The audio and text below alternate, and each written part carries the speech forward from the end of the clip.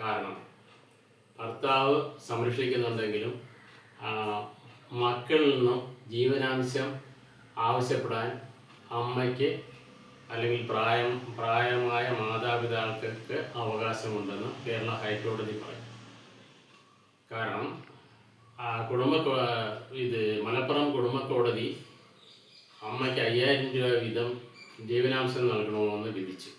ഈ വിധിയെ ചോദ്യം ചെയ്തുകൊണ്ട് മകൻ റിവിഷൻ ഹർജി കേരള ഹൈക്കോടതി കൊടുത്തപ്പോഴാണ് കേരള ഹൈക്കോടതിയുടെ ഈ സുപ്രധാന നിരീക്ഷണം വന്നത്. പ്രായമേറിയ മാതാപിതാക്കളെ സംരക്ഷിക്കേണ്ട ചുമതല മക്കൾക്കുണ്ടെന്നും അവരുടെ മാനസികവും ശാരീരികവും സാമ്പത്തികമായ കാര്യങ്ങൾ മക്കൾ ചെയ്തു കൊടുക്കേണ്ടത് നിയമപരമായുള്ള കടമയാണെന്നും കേരള ഹൈക്കോടതി ഒന്നുകൂടി പറഞ്ഞു. ഇദ്ദേഹം പറഞ്ഞത് അച്ഛന്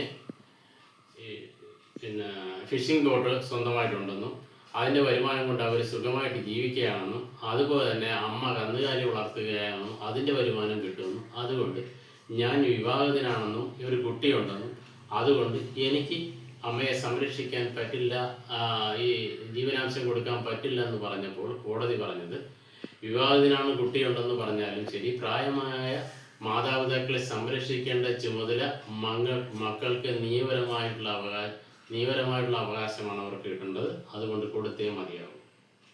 ഇനി ഞാൻ ഇത് പറഞ്ഞ എൻ്റെ അനുഭവത്തിലുള്ള ചില കാര്യങ്ങൾ കൂടി ഞാൻ പറയാം.